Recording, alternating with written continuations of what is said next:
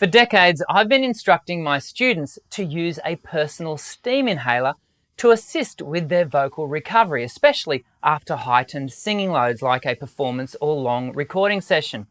But recently, my friend and colleague, Marcy Rosenberg, said this on my live show. So there's a difference between a steamer and a nebulizer. Yeah.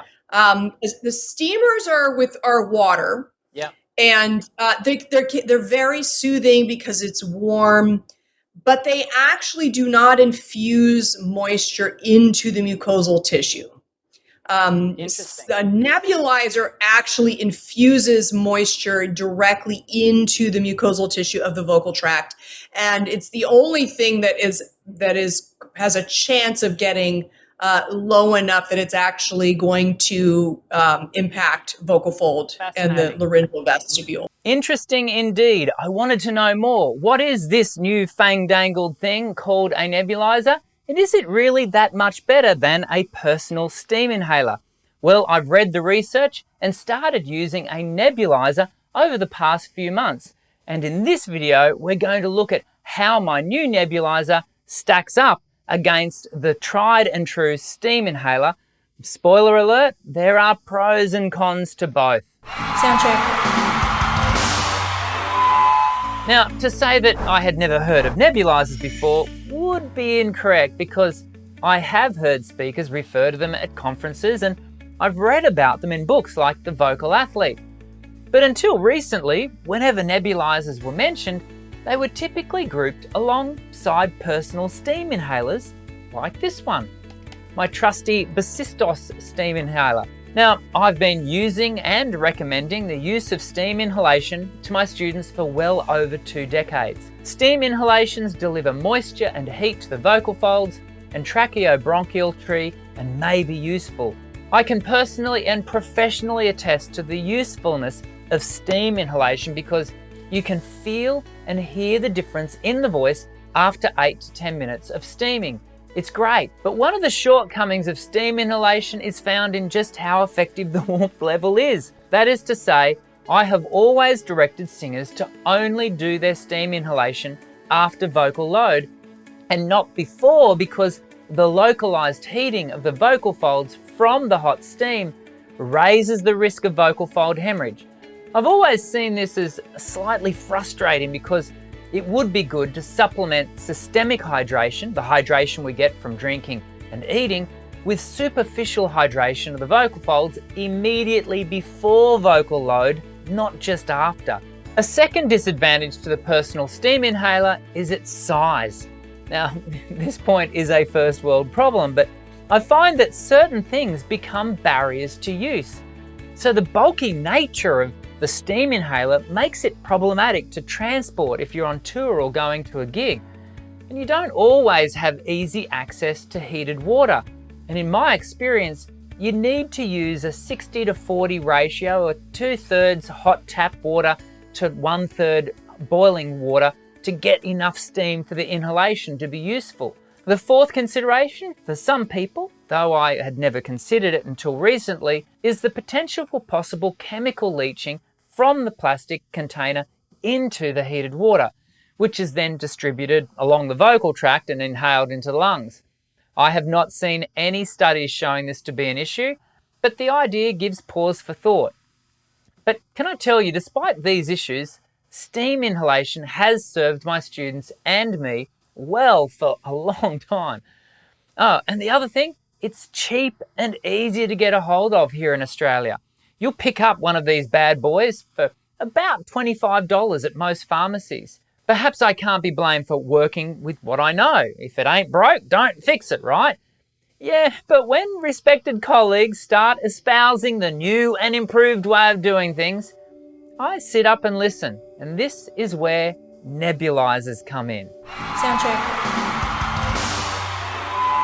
So meet my new best vocal friend, the VocalMist. As I said at the start of the video, I've been using this nebulizer for the past few months, and I gotta tell you, I love it. Now, several brands are making personal nebulizers, but I chose to go with the VocalMist because I'd observed a couple of my colleagues using the brand, and I really like the compact, ergonomic design. and any comments I make about the product have not been influenced externally by the brand beyond my own experience when using the VocalMist. And my experience has been excellent, besides a couple of minor niggles that I'll mention in a moment. I won't go into how it works or the technology built into the unit. You can see all of that on the VocalMist website. But what I will show you is how easy it is to use. All you do is place 5 mils of a 0.9% medicinal grade isotonic saline solution in the ultrasonic nebulizer into the top here, close the lid, and then you hit play and breathe the cold vapor that's coming through the mouthpiece. Essentially, what we have here is a 21st century version of the personal steam inhaler, and the upgrade has some key advantages. Number one, because the vapor isn't hot, you can do it and should do it 15 minutes before you place the voice under load. So whether it be before practice, performance, or recording, you can superficially hydrate your vocal folds before use. This in turn will help reduce phonatory threshold pressure and in turn increase your vocal efficiency and tone. There is a correlation between the biomechanical and aerodynamic properties of the vocal folds with the level of hydration of its surface layer, and the literature suggests that the mucosa of the VF, the vocal folds, when hydrated, has great flexibility, which increases the contact during the closed phase of the glottic cycle and decreases the glottic opening time in the open phase. This recently published article in the Journal of Voice goes on to state that phonation threshold pressure, PTP, which is represented by the minimum subglottic pressure to initiate an effective vibration of the laryngeal mucosa with sound emission, is another parameter that reduces with hydration and indicates phonatory efficiency. I won't continue to bombard you with the research, but suffice to say, this is not snake oil, people. This really works, and I can feel the improvement in my own voice as I've been regularly using it before and after I sing, as well as between teaching students.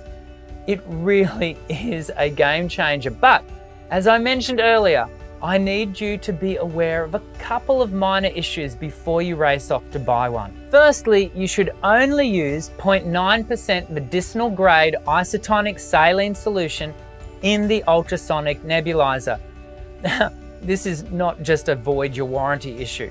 The VocalMist ultrasonic nebulizer is so effective at infusing moisture into the superficial layer of the vocal folds, the epithelium, that you don't want to deliver any nasty chemicals that may be in your tap water directly into your vocal fold mucosa. Consequently, you do need to purchase the 5 ml single-use doses of the hydration formula. And I gotta say, besides the hit to my back pocket to remain stocked with the isotonic saline solution, I am concerned about the cost to the planet due to the amount of disposable one-use plastics consumed in the process, as well as the transport emissions I am engaging in to have the hydration formula delivered from the US to my studio in Brisbane, Australia. And when compared to the cheap one-off entry price of the personal steam inhaler, the cost of the VocalMist and its brand competitors also is considerably more, not to mention the ongoing cost of the medicinal grade saline solution. And one other thing that I personally have found a little squeamish because I use it throughout the day, the vapor turns to water droplets in the mouthpiece between the uses, and I forget to shake it out before I turn it on again, and I get a mouthful of salty water. I got to admit, this has made me gag a couple of times. Not a deal breaker, but something for you to learn from my experience. So, suppose you decide to buy the VocalMist nebulizer. In that case, I'm sure you'll love it as much as I love mine, but I equally don't think that it fully replaces the old school personal vapor inhaler totally. Besides cost, the one advantage steam inhalation still has over the nebulizer is its warmth and soothing effect, and I still believe this has its place after heavy vocal load or during vocal rehabilitation. But can I tell you, this handy addition to my vocal health kit bag is fantastic, and I suspect you'll get similar benefits to myself if you choose to purchase your own. Leave your comments below and share your experiences with either the personal steam inhaler or the nebulizer. I'd love to hear how your voice benefits from either of these vocal support products. I'm Dr. Dan. Sing well.